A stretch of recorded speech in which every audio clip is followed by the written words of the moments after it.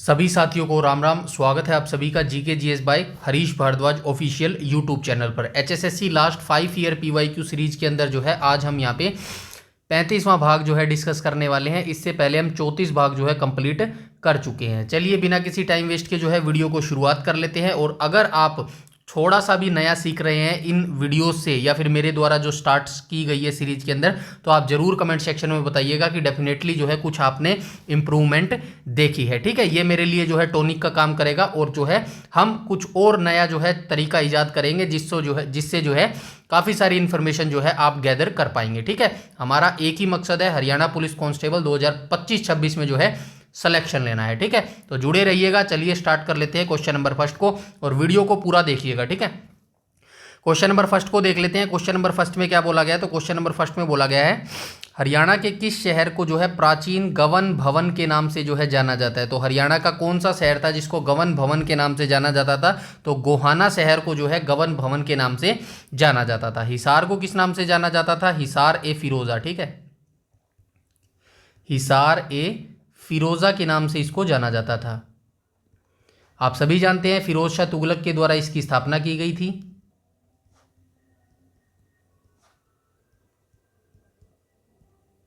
कब की गई थी? 1354 में जो है इसकी स्थापना की गई थी। इसके बाद हांसी की बात करें तो हांसी को पहले किस नाम से जाना जाता था? असीरगढ़ के किले के नाम से जाना जाता था। असीरगढ़ कह लो या फिर असीगढ़ कह लो। ठीक है, इस नाम से जो है इसको जाना जाता था। ठीक है, गोहाना का नाम आपको पता चल गया, गवन भवन के नाम से इसको जाना जाता था। ये तीनों के नाम जो है आप याद रखेंगे। ठीक है, आई होप यहां तक सारी जानकारी जो है क्लियर हो गई होगी। इसके बाद हम चलते हैं क्वेश्चन नंबर सेकंड के ऊपर। ठीक है, एक एक चीज़ हम ऐसे ही करते हुए चलेंगे और जो है इसका रिजल्ट और इसका जो आउटपुट है ना, अभी आपको चीज़ें लग रही होंगी काफ़ी डिफिकल्ट हैं यार, काफ़ी बोरिंग चीज़ें हैं। यकीन मानिएगा जब आपका हरियाणा पुलिस में सिलेक्शन हो जाएगा ना, तब ये चीज़ें आपको इतनी गोल्डन लगेंगी, इतनी अच्छी लगेंगी, आपको लगेगा कि यार सही है। उस टाइम अगर मैंने ना पढ़ा होता तो शायद आज मेरे पास सरकारी नौकरी नहीं होती। ठीक है ना, तो आउटपुट आपको जो है एट ए टाइम नहीं मिलता, कुछ टाइम के बाद मिलता है। तो इसीलिए जो है पेशेंस बनाए रखिएगा और अपना काम जो है वो करते रहिएगा लगातार। ठीक है, क्वेश्चन नंबर सेकंड पे आ जाएंगे। सेकंड में क्या बोला गया? हरियाणा के राज्यपाल का आवासीय स्थान कहाँ पर है? तो हरियाणा राज्यपाल का जो आवासीय स्थान है ये हो जाएगा हरियाणा राजभवन। हरियाणा राजभवन की बात करूँ तो इसकी स्थापना कब हुई थी? इसकी जो स्थापना है 1961 में इसकी स्थापना हुई थी। और किस रूप में हुई थी? सर्किट हाउस के रूप में इसकी स्थापना हुई थी। ठीक है,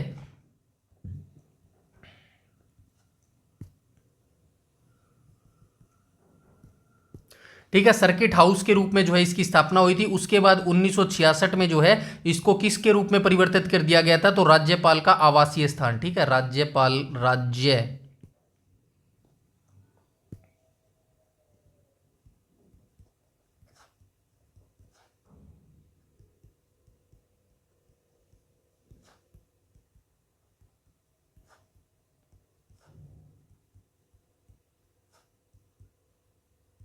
ठीक है, 1966 में जो है जैसे ही हरियाणा बना तो फिर जो है इसको सर्किट हाउस को जो है आवासीय स्थान में जो है परिवर्तित कर दिया गया था। हरियाणा राजभवन है और ये कहाँ पर अवस्थित है? चंडीगढ़ के अंदर अवस्थित है। ठीक है, चंडीगढ़ के अंदर। और ये किस जोन के अंतर्गत आता है? तो हेरिटेज। ये पूछा गया है हेरिटेज किस जोन के अंतर्गत आता है? हेरिटेज हेरिटेज हेरिटेज जोन कौन सा आता है? 13 के अंतर्गत आता है। 13 को ऐसे ही लिखेंगे ना, 1 2 3। ठीक है, ऐसे ये पूछा गया है भाई हेरिटेज किस जोन के अंतर्गत आता है, तो ये मैंने इसीलिए स्पेशल बताया। हेरिटेज जो है 13 के अंतर्गत ये आता है, ये जरूर याद रखना। ठीक है, और इसके डिज़ाइन की बात करूँ तो इसका डिज़ाइन किसने जो है बनाया था? पियरे जेनरेट के द्वारा जो है इसका डिज़ाइन किया गया था। ठीक है, यहाँ पे लिखा गया है, कंप्लीट लिखी गई है चीज़ें, आप इसको जो है याद कर लीजिएगा एक एक करके। 1961 में जो है आर्किटेक्ट इसके कौन थे? पियरे जेनरेट जो है इसके आर्किटेक्ट थे। वर्तमान में ये चंडीगढ़ के अंदर अवस्थित है और वर्तमान इसके अध्यक्ष देख लेना कौन है, माफ कीजिएगा, वर्तमान जो राज्यपाल हैं 2025 में कौन है? आशीम कुमार घोष हैं। ठीक है, ये चीज़ आप जरूर याद रखिएगा। ठीक है, हरियाणा के जो राज्यपाल हैं 2025 के कौन है? आशीम कुमार घोष हैं। ठीक है, करंट अफेयर का क्वेश्चन है, डेफिनेटली आपसे पूछा जाएगा ये। ठीक है, ये चीज़ आप याद रखिए। इसके बाद हम चलते हैं क्वेश्चन नंबर 3 के ऊपर। क्वेश्चन नंबर 3 में क्या बोला गया है? निम्नलिखित में से कौन सा शक्तिपीठ कुरुक्षेत्र जिले में अवस्थित है? तो सबसे पहले आपको ये याद रखना, ये जो माफ कीजिएगा, श्री भद्रकाली देवी जो है ये एकमात्र शक्तिपीठ है हरियाणा के अंदर। ठीक है, एकमात्र शक्तिपीठ है।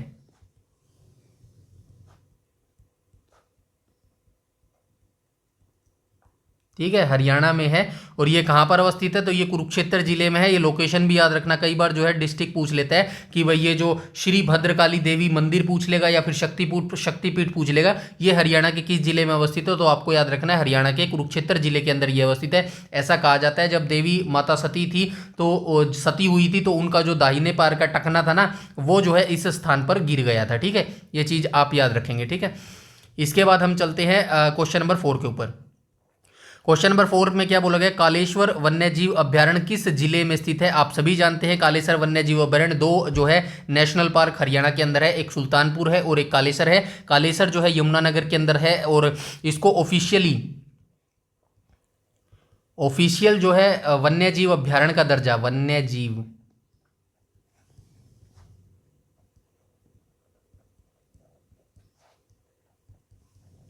तो ये दर्जा कब मिला था इसको? ये दर्जा मिला था 1996 में। ठीक है, और इसको जो है नेशनल पार्क यानी कि राष्ट्रीय उद्यान का जो दर्जा है वो इसको 2003 के अंदर मिला था। और इसके बारे में आप क्या याद रख सकते हैं? और इसके बारे में आप ये याद रख सकते हैं भाई राष्ट्रीय उद्यान का दर्जा इसको 2003 में मिला। और क्या याद रख सकते हैं इसके बारे में? इसका क्षेत्रफल याद रख लेना यार सच्ची। क्षेत्रफल जो है 11,570 एकड़ के अंदर फैला हुआ है। और वर्ग किलोमीटर में अगर पूछा जाए तो 46.8 वर्ग किलोमीटर के अंदर जो है ये नेशनल पार्क जो है फैला हुआ है। ठीक है, ये चीज़ आप याद रखेंगे। इसके बाद हम चलेंगे क्वेश्चन नंबर 5 के ऊपर। क्वेश्चन नंबर 5 में बोला गया है जो है खोल ही रहतान वन्यजीव अभ्यारण्य हरियाणा के किस जिले में स्थित है? तो राइट ऑप्शन हो जाएगा ऑप्शन नंबर ए। ठीक है, खोल ही रहतान वन्यजीव अभ्यारण्य जो है ये कहाँ पर अवस्थित है? पंचकुला के अंदर जो है ये अवस्थित हो जाएगा। इसके बाद हम आ जाएंगे क्वेश्चन नंबर 6 के ऊपर। क्वेश्चन नंबर 6 का जो है आंसर आप मुझे बताएंगे हरियाणा के उच्च न्यायालय के मुख्य न्यायाधीश कौन है? क्योंकि ये जो तीनों ऑप्शन दिए गए हैं ना, ये तीनों ही पुराने हैं और ये जो क्वेश्चन है ये भी पुराने HSSC 2020-21 का जो है क्वेश्चन पेपर में पूछा गया था। अभी वर्तमान में जो है सितंबर 2025, ठीक है, सितंबर 2025 में वर्तमान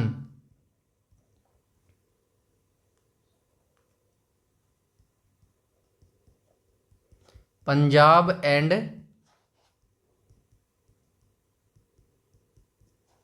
हरियाणा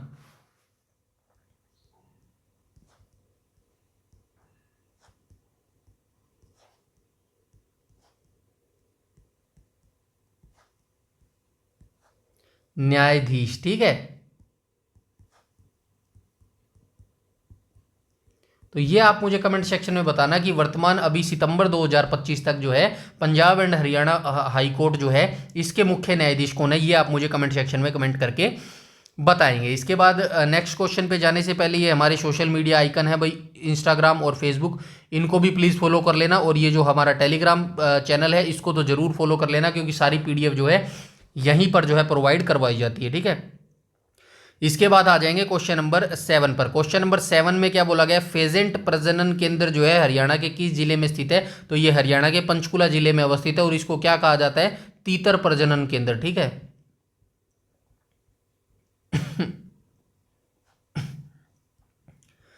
तीतर प्रजनन केंद्र जो है इसको बोला जाता है। तीतर प्रजनन केंद्र कह लो या फिर फीसेंट प्रजनन केंद्र कह लो, दोनों ही एक चीज़ है। और ये कहाँ पर अवस्थित है? तो हरियाणा के पंचकुला जिले के अंदर ये अवस्थित है। इसके बाद आ जाएंगे नेक्स्ट क्वेश्चन, क्वेश्चन नंबर 8। इसमें पूछा गया है जिस जिले में इंदौरी नदी बहती है वह है। तो इंदौरी नदी के बारे में पूछा गया। तो ये इंदौर शहर पे मत चले जाना भाई, ये इंदौरी गांव है। ठीक है, यहाँ पे इंदौरी गांव है ये। तो ये कहाँ पर अवस्थित है? तो ये नूह मेवात के अंदर अवस्थित है। ठीक है, नूह मेवात के अंदर। ठीक है, 2005 में इस नूह मेवात की स्थापना हुई थी। 2016 में इसका नाम चेंज करके मेवात करके नूह कर दिया गया था। ये बेसिक जानकारी आप सभी को पता है। और जो है ये साहिबी की सबसे लंबी नदी है। ठीक है, साहिबी नदी की सबसे लंबी सहायक नदी है। ठीक है, ये चीज़ आप याद रखेंगे। और ये जो है इंदौरी गांव से इसका जो है उद्गम होता है। और ये किस डायरेक्शन में बहती है? तो ये जो है दक्षिण से उत्तर बहती है। ठीक है, दिशा यहाँ पे लिख देता हूँ, दिशा दिशा जो है ये कहाँ से बहती है, दक्षिण से उत्तर की तरफ बहती है, ठीक है, उत्तर, दक्षिण से उत्तर की तरफ बहती है। तो राइट ऑप्शन हो जाएगा ऑप्शन नंबर ए, ठीक है। मेवात की पहाड़ियों से विशेष रूप से नूह जिले की इंदौरी गांव के पास से जो है इसका उद्गम होता है और प्रवाह जो है दक्षिण से उत्तर की ओर बहती है और साहिबी नदी की ये सबसे जो है लंबी नदी हो जाएगी, ठीक है। इसके बाद चलते हैं क्वेश्चन नंबर 9 पे। यमुना नदी के तट पर कृष्ण की रासलीला से हरियाणा का कौन सा नृत्य जो है प्रेरित है, तो ये कौन सा नृत्य जो है प्रेरित है, फाग नृत्य जो है प्रेरित हो जाएगा। फाग नृत्य किस महीने में किया जाता है, ये क्वेश्चन जो है अभी प्रीवियस शायद कल या परसों वाली वीडियो में मैंने जो है डिस्कस किया था, फरवरी मार्च के महीने में, ठीक है, फरवरी मार्च के महीने में, ठीक है। वैसे मार्च के महीने में ही ओले आती है, लेकिन ऑप्शन में एचएसएससी ने फरवरी और मार्च ही दिया था, ठीक है। उसी हिसाब से मैं आपको बता रहा हूँ। फाग नृत्य जो है ये रासलीला से हरियाणा का जो नृत्य प्रेरित है ये फाग नृत्य हो जाएगा, ठीक है। इसके बाद धमाल नृत्य की बात करूँ तो धमाल नृत्य जो है सबसे पहले हम गोगा नृत्य की बात कर लेते हैं, ठीक है। गोगा नृत्य जो है ये जाहर वीर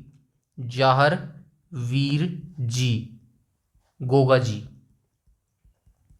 वैसे ये राजस्थान के देवता हैं, इन्हीं के जन्मोत्सव के रूप में जो है ये गोगा नृत्य हरियाणा के अंदर भी जो है मनाया जाता है।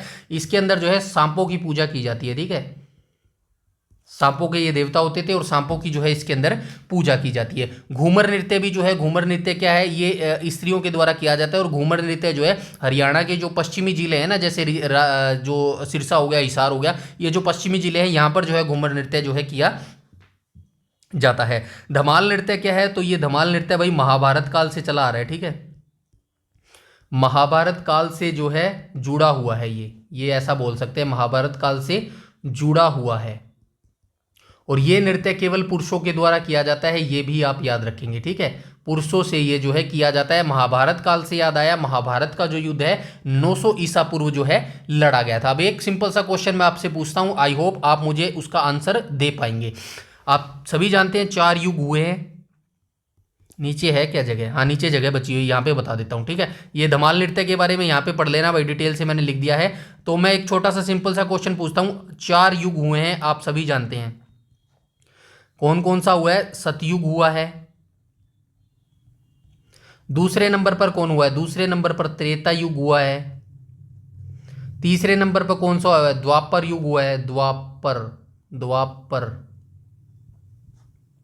और वर्तमान में जहां हम जी रहे हैं तो ये कलयुग है भाई, ठीक है, ये कलयुग है। तो आप मुझे कमेंट सेक्शन में कमेंट करके ये बताइएगा, 2 क्वेश्चन पूछता हूं, एक तो महाभारत और एक रामायण। चलिए रामायण को तो रहने दीजिएगा क्योंकि रामायण से हमारे हरियाणा में इतना क्वेश्चन नहीं पूछा जाता। आप महाभारत बताइएगा मेरे को, ठीक है। महाभारत जो ये घटित हुई थी तो कौन से युग में घटित हुई थी, क्या ये सतयुग में घटित हुई थी, त्रेता युग में घटित हुई थी, या फिर द्वापर युग में घटित हुई थी, इन तीनों में से जो है किस युग के अंदर जो है महाभारत घटित हुई थी, ठीक है। ये आप मुझे कमेंट सेक्शन में कमेंट करके बताएंगे। 18 दिन तक जो है ये युद्ध चला था, आप सभी जानते हैं, कुरुक्षेत्र की भूमि पर यह युद्ध लड़ा गया था, पांडवों के द्वारा जो है जीता गया था ये युद्ध, ठीक है, श्री कृष्ण जी के सहायता से, ठीक है। ये सारी चीजें आप याद रखेंगे। उसके बाद हम चलते हैं आगे। ये कौन सा नृत्य दे दिया, ये झूमर नृत्य दे दिया क्या। झूमर नृत्य जो है नामक आभूषण के नाम पर बना है, जो झूमर नृत्य है ना हरियाणा को, इसकी एक लाइन पूछी जाती है, क्या पूछी जाती है, हरियाणा का कौन सा ऐसा जो नृत्य है जिसको हरियाणा का गिद्धा के रूप में जाना जाता है, तो झूमर नृत्य, ठीक है।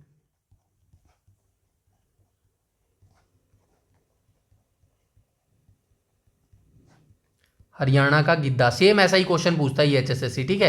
तो ये डायरेक्ट याद रख रहे हैं, हरियाणा का गिद्धा जो है झूमर नृत्य को बोला जाता है, ठीक है। क्या हो गया यार,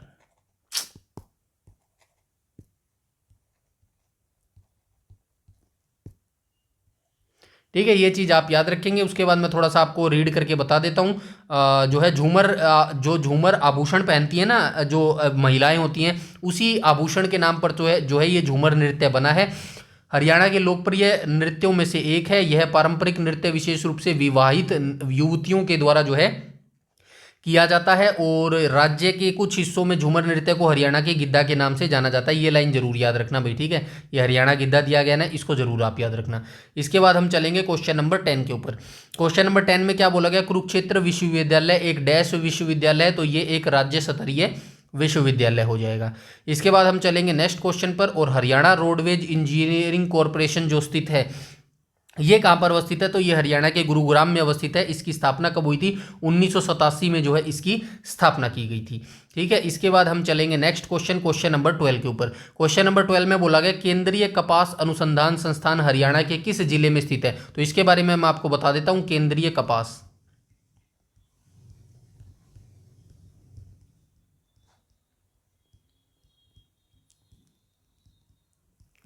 इसकी स्थापना कब हुई थी? तो इसकी स्थापना 1976 में हुई थी। इसकी दो क्षेत्रीय इसका मुख्यालय जरूर याद रखो भाई, पूछ सकता है, इंडिया जीके के अंदर। ठीक है, मुख्यालय इसका कहाँ पर है? तो इसका मुख्यालय जो है महाराष्ट्र नागपुर में है। ठीक है, महाराष्ट्र ऐसे लिखेंगे, महाराष्ट्र नागपुर को, नागपुर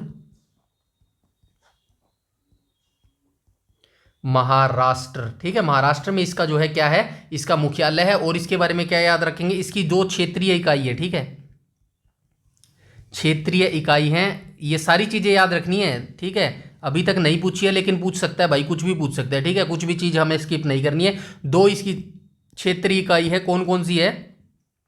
एक तो कोयम्बटूर में है, कोयम्बटूर ऐसे ही लिखेंगे ना, कोयम्बटूर। कोयम्बटूर कहाँ पर है? तमिलनाडु के अंदर है। ठीक है, और दूसरी कहाँ पर है? दूसरी सिरसा के अंदर है। सिरसा कहाँ पर है? हरियाणा के अंदर है। ठीक है, दोनों चीज आप याद रखना, डिटेल से मैंने यहाँ पे लिख दिया है। ठीक है, कोयम्बटूर कहाँ पर है? तमिलनाडु में, और सिरसा हरियाणा के अंदर। अब अभी तक ये क्वेश्चन सिर्फ आपसे ये पूछा गया है, हरियाणा के कॉन्टेक्स्ट में पूछा गया है। फॉर एग्जाम्पल मान लेते हैं आपसे ये पूछ ले कि भाई जो है केंद्रीय कपास अनुसंधान संस्थान की जो है दो क्षेत्रीय इकाई कहाँ कहाँ पर अवस्थित है, तो आपको ऑप्शन दे देगा। क्या ऑप्शन दे देगा? पहला ऑप्शन दे देगा, मान लीजिए सिरसा, सिरसा दे देगा। और जो है, चलिए छोड़िए, ये आपको स्टेट दे देगा, मान लेते हैं, चलो इतना डीपली नहीं जाएगा, इतना पूछ लेगा, हरियाणा, केरल। दूसरा ऑप्शन दे देगा हरियाणा, तमिलनाडु। तीसरा ऑप्शन दे देगा हरियाणा, हरियाणा, और क्या ऑप्शन दे सकता है? और दे देगा महाराष्ट्र। अब बताइए कौन दे सकता है इसका ऑप्शन? आंसर दे सकता है कोई?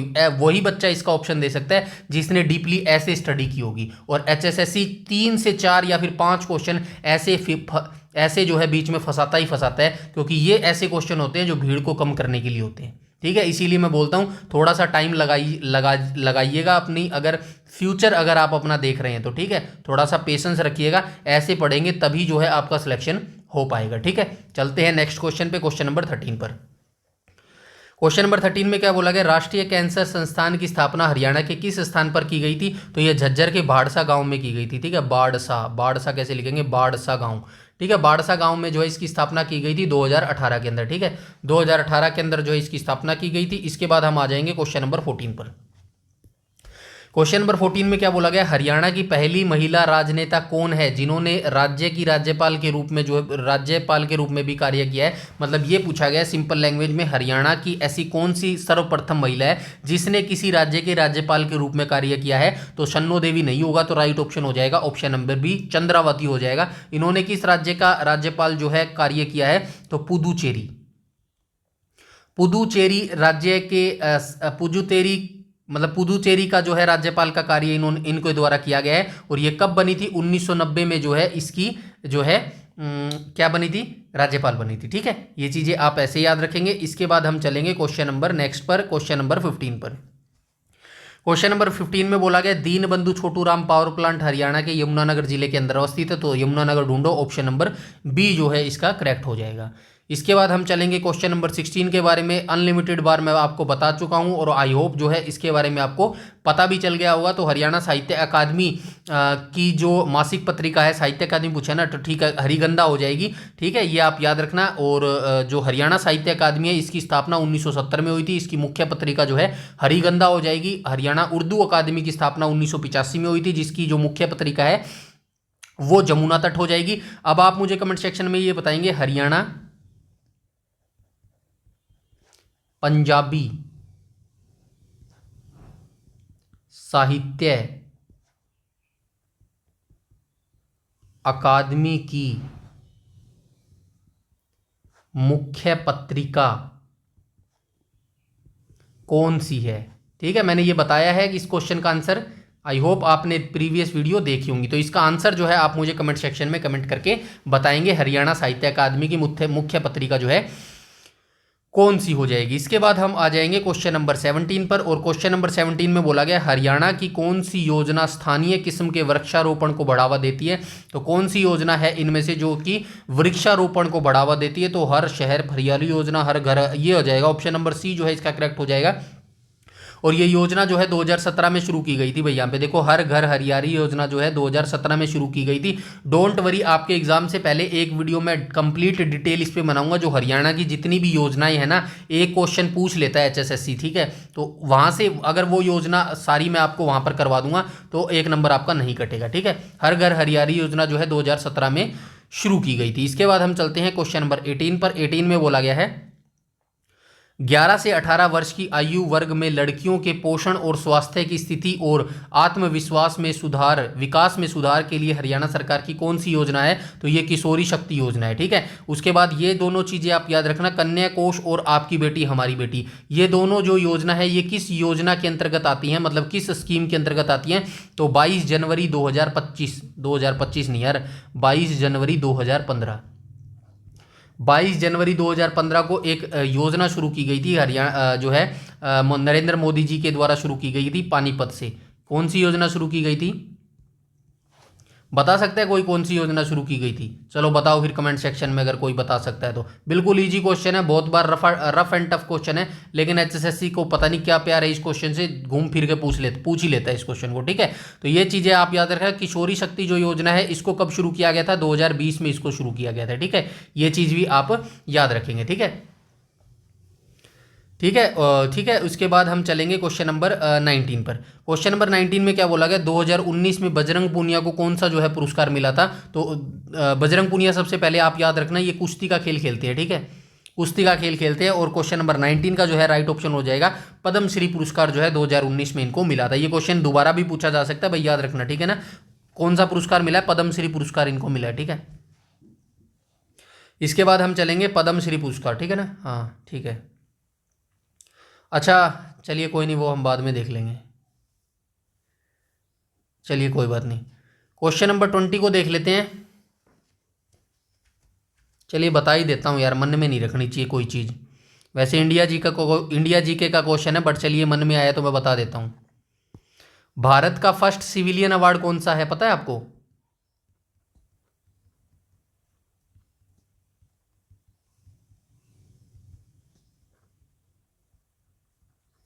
ये हो जाएगा भारत रत्न, ठीक है।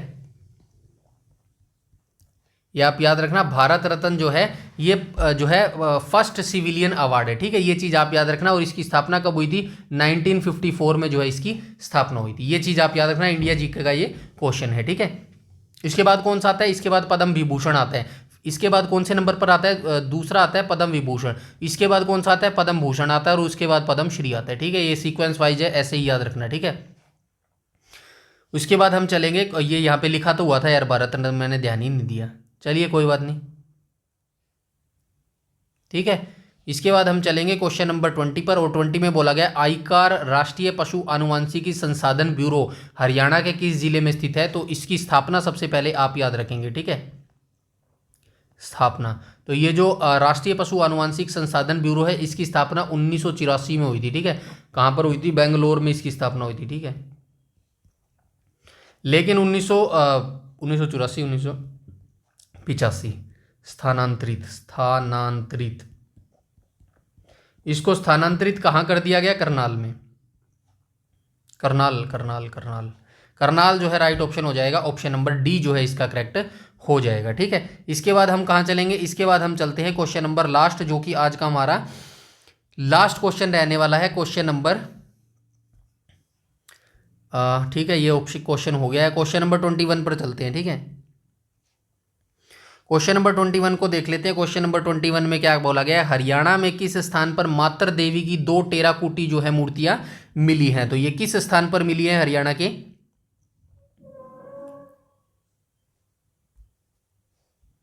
हाँ ठीक है। क्वेश्चन नंबर 21 का जो है राइट ऑप्शन क्या हो जाएगा, तो क्वेश्चन नंबर 21 का राइट ऑप्शन हो जाएगा ऑप्शन नंबर ए, ये बनावली से मिली है, ठीक है। टेराकोटा की जो 2 मूर्तियां है ना, ये कहाँ से मिली है, तो ये मिली है बनावली से, ठीक है। अब मैं एक एक करके थोड़ा सा इनके बारे में आपको बता देता हूँ, क्योंकि ये काफ़ी सारी पुरातात्विक स्थलों की चीज़ें हैं, तो ये चीज़ें आपको ये चीज़ें जो है आपको याद रहनी चाहिए। सबसे पहले हम किसके बारे में जानेंगे? सबसे पहले हम जानेंगे राखीगढ़ी के बारे में।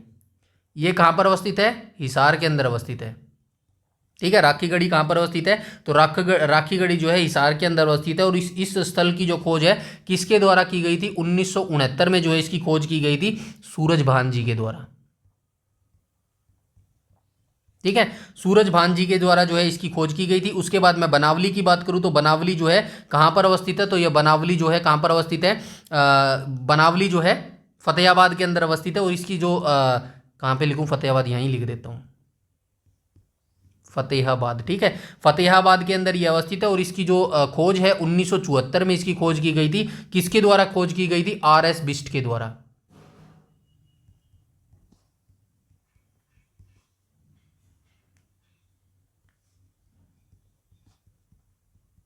RS बिस्ट के द्वारा जो है इसकी खोज की दी गई थी। ठीक है, मिथातल कहां पर अवस्थित है? मिथातल कहां पर अवस्थित है? भिवानी के अंदर अवस्थित है ये। ठीक है, मिथातल कहाँ पर अवस्थित है? तो मिथातल जो है भिवानी के अंदर अवस्थित है। ठीक है, ये भिडराना के बारे आप मुझे बताएंगे कि भिडराना जो है कहाँ पर अवस्थित है। ऑप्शन दे देता हूं आपको। ऑप्शन नंबर ए हो जाएगा फतेहाबाद, ऑप्शन बी हो जाएगा कुरुक्षेत्र,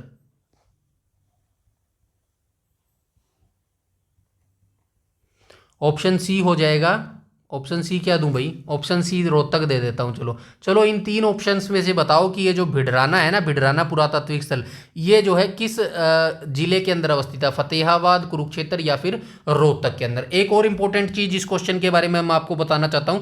हरियाणा सरकार के द्वारा जो है ना, हरियाणा सरकार के द्वारा जो है 2 स्थलों को जो है क्या किया गया है? मिथातल और जो टीघराना स्थलों को जो है हरियाणा प्राचीन एवं ऐतिहासिक स्मारक तथा पुरातात्विक स्थल अवशेष अधिनियम 1964 के तहत जो है संरक्षित घोषित किया गया। ये क्वेश्चन आपसे पूछा जा सकता है भाई कि भाई जो 2 संरक्षित क्षेत्र हरियाणा में, लिख देता हूं यहां पे, हरियाणा में कौन से 2 पुरातात्विक स्थलों को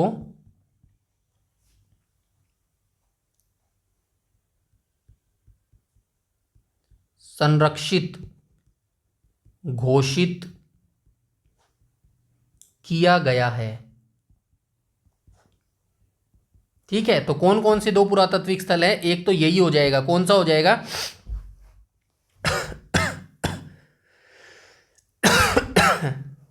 एक तो हो जाएगा मिताथल भाई। ठीक है, अभी देखा ना हमने ऊपर, मिताथल भिवानी के अंदर अवस्थित है। और दूसरा क्या हो जाएगा? मिथातल और टिगराना, और टिगराना। ठीक है, ये दोनों जो है पुरातात्विक स्थलों को जो है संरक्षित किया गया। और दोनों ही कहाँ पर अवस्थित है? दोनों ही भिवानी के अंदर अवस्थित है। ये जो है जरूर याद रखना, नोट लिख देता हूँ यहाँ पे भाई। ठीक है, तो ये चीज़ें आप याद रखना। ये आज का हमारा जो है 35वां पार्ट था जो हमने यहाँ पे डिस्कस किया। आई होप हमारा सेशन काफ़ी अच्छे जा रहे हैं और काफ़ी कुछ जो है आप सीख भी रहे हैं। तो अगर आपके थोड़ी सी भी इंप्रूवमेंट हुई है इस PYQ सीरीज से जो हमने स्टार्ट की है, तो प्लीज़ कमेंट सेक्शन में ऑनेस्टली रिव्यू कीजिएगा, जो मेरे लिए टॉनिक का काम करेगा, जो मुझे जो है और मोटिवेशन देगा। ठीक है, बाकी आपको बताइए, वीडियो को ज़्यादा से ज़्यादा लाइक कीजिएगा और शेयर कीजिएगा, और कमेंट सेक्शन में अपना स्कोर जरूर कमेंट कीजिएगा कि कितना जो है स्कोर आप इस क्वेश्चनों के अंदर जो है कर पा रहे हैं। चैनल पर पहली बार विजिट कर रहे हैं तो चैनल को सब्सक्राइब कर लीजिएगा और बेल आइकन बटन को टैप कर लीजिएगा ताकि समय पर आपको सारी नोटिफिकेशन मिलती रहे। यूट्यूब पर अगर आप हमें फॉलो करते हैं तो प्लीज़ हमारा जो टेलीग्राम चैनल है उसको जरूर से जरूर फॉलो कर लेना, क्योंकि सारी PDF जो है उसी टेलीग्राम चैनल पर जो है प्रोवाइड करवाई जाती हैं। इस वीडियो में इतना ही, तब तक के लिए धन्यवाद।